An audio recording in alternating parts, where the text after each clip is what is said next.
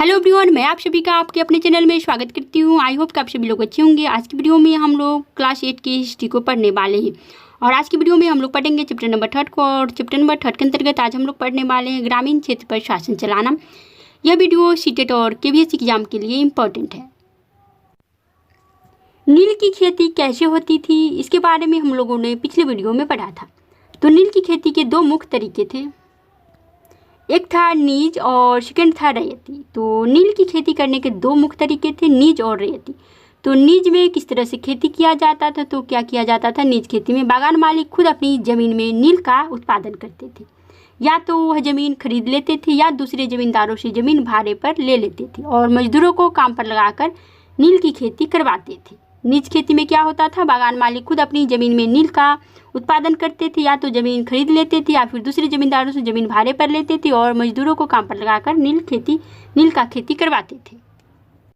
तो नील की खेती दो तरीके से होती थी, नीज और रैयती। तो नीज खेती में क्या किया जाता था, तो बागान मालिक जो थे अपनी ज़मीन पर खुद नील का उत्पादन करते थे या फिर ज़मीन को भाड़े पर ले लेते थे और मजदूरों से काम करवाते थे। और रैयती खेती में क्या होता था, आज की वीडियो में हम लोग उसके बारे में देखने वाले हैं। रैयती व्यवस्था के तहत बागान मालिक रैयतों के साथ अनुबंध यानी कॉन्ट्रैक्ट यानी सट्टा करते थे। कई बार वे गांव के मुखिया को भी रैयतों की तरफ से समझौता करने के लिए बाध्य कर देते थे।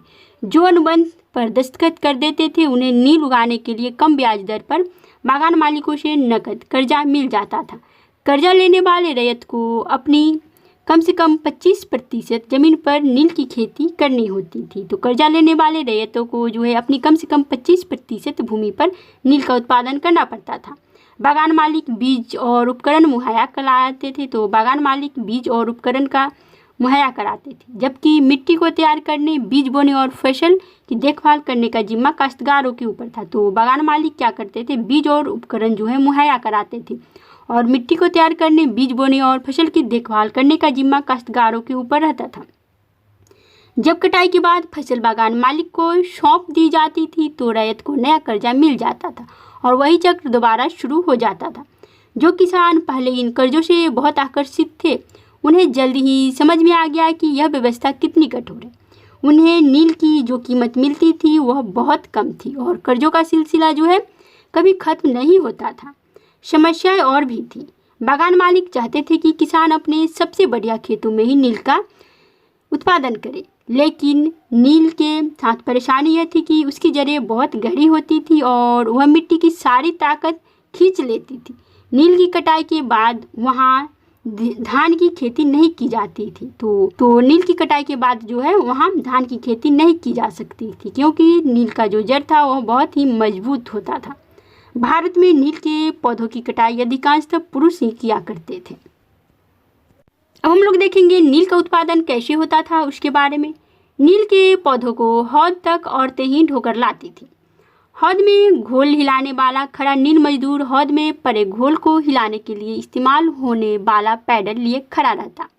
इन मजदूरों को 8 घंटे से भी ज़्यादा समय तक कमर तक भरे नील के घोल में खड़ा रहना पड़ता था। बाट एक किण्वन अथवा संग्रहण पात्र होता था। नील के खेतों के पास ही स्थित होता था नील का कारखाना। नील का गांव आमतौर पर बागान मालिकों की फैक्ट्रियों के आसपास होते थे। कटाई के बाद नील के पौधों को कारखाने में स्थित बैट यानी हौद में पहुंचा दिया जाता था। रंग बनाने के लिए 3 या 4 कुंडों की जरूरत पड़ती थी। प्रत्येक हौद का अलग काम था। तो प्रत्येक हौद का जो है अलग काम होता था। नील के पौधों से पत्तियों को तोड़कर पहले एक कुंड में गर्म पानी में कई घंटों तक डुबोया जाता था, यानी इस हौद को किण्वन या फिर स्टीमर कुंड कहा जाता था। जब पौधे किण्वित हो जाते थे तो द्रव में बुलबुले जो है उठने लगते थे। अब सड़ी हुई पत्तियों को निकाल दिया जाता था और द्रव को एक और हौद में छान दिया जाता था। दूसरा हौद पहले हौद के ठीक नीचे होता था। दूसरे हौद यानी बीटर बाट में इस घोल को लगातार हिलाया जाता था और पैडलों से खंगाला जाता था। जब यह द्रव हरा और उसके बाद नीला हो जाता था तो हौद में चूने का पानी डाल दिया जाता था। धीरे धीरे नील की पपड़ियाँ नीचे जम जाती थी और ऊपर साफ द्रव निकल आता था। द्रव को छानकर अलग कर लिया जाता था और नीचे जमी नील की गाद, नील की लुगदी को दूसरे कुंड यानी निर्धारण कुंड में डाल दिया जाता था। इसके बाद उसे निचोड़कर बिक्री के लिए सुखा दिया जाता था। नील विद्रोह और उसके बाद की कहानी को हम लोग देखेंगे। मार्च 1859 में बंगाल के हजारों रैयतों ने नील की खेती से इनकार कर दिया। तो मार्च 1859 में जो है बंगाल के हजारों रैयतों ने नील की खेती करने से इनकार कर दिया। जैसे जैसे विद्रोह फैला, रैयतों ने बागान मालिकों को लगान चुकाने से भी इनकार कर दिया। वे तलवार, भाले और तीर कमान लेकर नील की फैक्ट्रियों पर हमला करने लगे। औरतें अपने बर्तन लेकर लड़ाई में कूद पड़ी। बागान मालिकों के लिए काम करने वालों का सामाजिक बहिष्कार कर दिया गया। बागान मालिकों की तरफ से लगान वसूली के लिए आने वाले गुमास्ता एजेंटों की भी पिटाई कर दी गई। रैयतों ने कसम खा ली कि न तो वे नील की खेती के लिए कर्जा लेंगी और न ही बागान मालिकों के लठियालों लाठीधारी गुंडों से डरेंगे। नील के किसान चुप बैठने को तैयार नहीं थे। क्यों?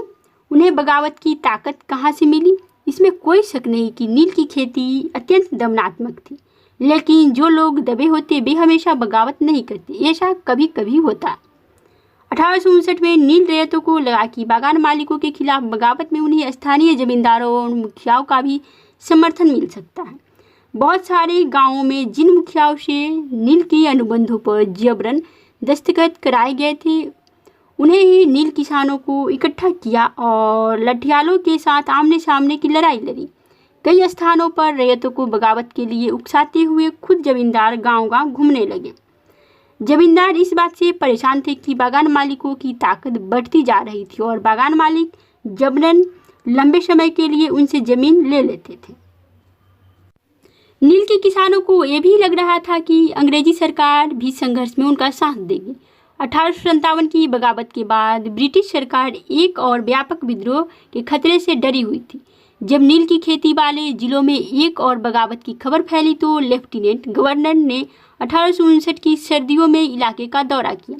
रैयतों को लगा कि सरकार उनकी दुर्दशा से परेशान है। बरसात में मजिस्ट्रेट एशले ईडन ने एक नोटिस जारी किया जिसमें कहा गया था कि रैयतों को नील की अनुबंध मानने के लिए मजबूर नहीं किया जाएगा। इस नोटिस के आधार पर लोगों में यह खबर फैल गई कि रानी विक्टोरिया ने नील की खेती न करने का हुक्म दे दिया है। ईडन किसानों को शांत करने और विस्फोटक स्थितियों को नियंत्रित करने की कोशिश कर रहे थे। उसकी कार्रवाई को किसानों ने अपने विद्रोह का समर्थन मान लिया। जैसे जैसे विद्रोह फैला, कलकत्ता के पढ़े लिखे लोग भी नील जिलों की ओर चल पड़े। उन्होंने रैयतों की दुर्दशा, बागान मालिकों की जोर जबरदस्ती और अत्याचारी नील व्यवस्था के बारे में लिखा। इस बगावत से परेशान सरकार को बागान मालिकों की रक्षा के लिए सेना बुलानी पड़ी। नील उत्पादन व्यवस्था की जांच करने के लिए एक नील आयोग भी बना दिया गया। इस आयोग ने बागान मालिकों को दोषी पाया, जोर जबरदस्ती के लिए उनकी आलोचना की। आयोग ने कहा कि नील की खेती रैयतों के लिए फायदा का सौदा नहीं है। आयोग ने रैयतों से कहा कि वे मौजूदा अनुबंधों को पूरा करें, लेकिन आगे से वे चाहे तो नील की खेती बंद कर सकते हैं। इस बगावत के बाद बागानों में नील का उत्पादन धराशायी हो गया। इसके बाद बागान मालिक बिहार पर ध्यान देने लगे। 19वीं सदी के आखिर में कृत्रिम रंगों का निर्माण होने लगा तो क्या हुआ, बागान मालिक अब बिहार पर ध्यान देने लगे। इससे उनका व्यवसाय भी बुरी तरह प्रभावित हुआ। फिर भी वे उत्पादन फैलाने में सफल रहे। जब महात्मा गांधी दक्षिण अफ्रीका से लौटे तो बिहार के एक किसान ने उन्हें चंपारण आकर नील किसानों की दुर्दशा को देखने का न्योता दिया। तो जब महात्मा गांधी दक्षिण अफ्रीका से लौटे तो राजकुमार शुक्ल ने बिहार आने का न्योता दिया था। 1917 में महात्मा गांधी का यह दौरा नील बागान मालिकों के खिलाफ चंपारण आंदोलन की शुरुआत थी। भीख मांग लूंगा परंतु नील नहीं उगाऊंगा। चांदपुर थाना हरदी के एक नील काश्तकार हाजी मुल्ला ने मंगलवार 5 जून 1860 को नील आयोग के सदस्यों ने बात की। हाजी मुल्ला ने कुछ सवालों के जवाब इस तरह दिए। W.S. शीटनकार, नील आयोग के अध्यक्ष, क्या अब तुम नील की खेती के लिए तैयार हो? अगर नहीं तो किस तरह की शर्तों पर खेती करना चाहोगे? हाजी मुल्ला ने जवाब दिया, मैं नील उगाने को तैयार नहीं हूँ। मुझे नहीं पता कि कोई भी नई शर्तें मुझे संतुष्ट कर सकती हैं। श्री साले, क्या तुम 1 रुपया प्रति बंडल की कीमत पर भी खेती नहीं करना चाहते?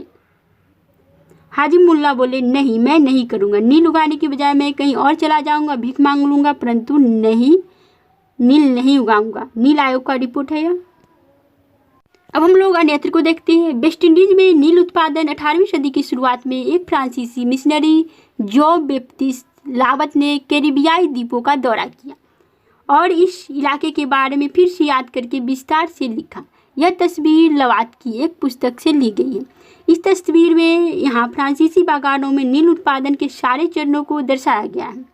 गुलाम मजदूर नील के पौधों को सेटलर बाट में डालता, एक और मजदूर एक मशीनी चरखी से घोल को घुमाता, 2 मजदूर नील की लुगदी को बोरों में भरकर सुखाने के लिए ले जाते, अगले हिस्से में 2 मजदूर नील की लुगदी को मिलाकर सांचों में डालने के लिए तैयार करते। बागान मालिक गुलामों पर नज़र रखता। तो चैप्टर नंबर 3 जो है समाप्त हो गया है। नेक्स्ट वीडियो में हम लोग नेक्स्ट चैप्टर को पढ़ेंगे।